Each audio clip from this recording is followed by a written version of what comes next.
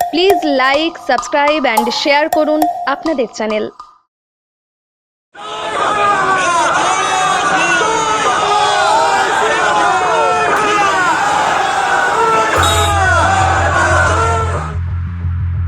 প্রচারে ফিরল গেরুয়া শিবির। রবিবার বিকেলে ভাতারের বিভিন্ন এলাকায় প্রচার ও জনসংযোগ সারেন বর্ধমান দুর্গাপুর কেন্দ্রের বিজেপি প্রার্থী দিলীপ ঘোষ। রাতে তিনি আসেন ভাতারের কুলচন্ডা গ্রামে, সেখানে মন্দিরে পুজো দেন। এরপর জনসংযোগ কর্মসূচিতে অংশ নেন। ভাতারের বিজেপি নেতা সৌমেন কারফার উপর আক্রমণের বিষয়ে তাকে প্রশ্ন করা হলে তিনি বলেন, মারধর অনেক জায়গাতেই চলছে, ঠান্ডা হয়ে যাবে। সন্দেশখালীর ভাইরাল ভিডিও নিয়ে তিনি কিছু বলতে চাননি। আমার গ্রামে গ্রামে ঘুরছি, আজকে কুলচন্ডাতে এলাম, মায়ের মন্দির দর্শন করলাম, গ্রামের লোকের সঙ্গে দেখা হয়ে গেল, জনসম্পর্কের প্রোগ্রাম চলছে। এখানে একজন বিজেপি কর্মীকে মারধর করেছে, কি বলবেন? মারধর সব জায়গায় কম বেশি হচ্ছে, ইলেকশনের পরে সব ঠান্ডা হয়ে যাবে।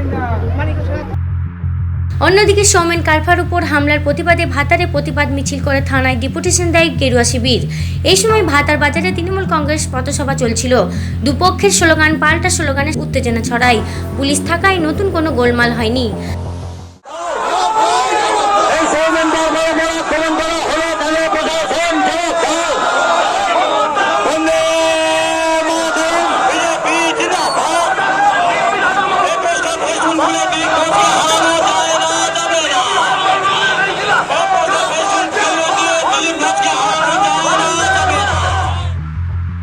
ভাতা থেকে আব্দুল হানিফ ও সঞ্জয় মণ্ডলের রিপোর্ট, 7 দিন সংবাদ।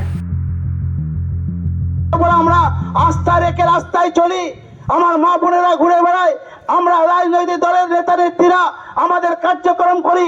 দুঃখের বিষয় ভাবতে হয়, পুলিশকে টেবিলের তলায় লুকাতে হয়।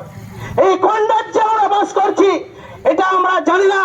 এটা পশ্চিমবাংলা, ভারতের অন্তর্গত কোন রাজ্য না পাকিস্তান চলে গেছি, এটা আমার জানা নেই, এই ভাষা নেই।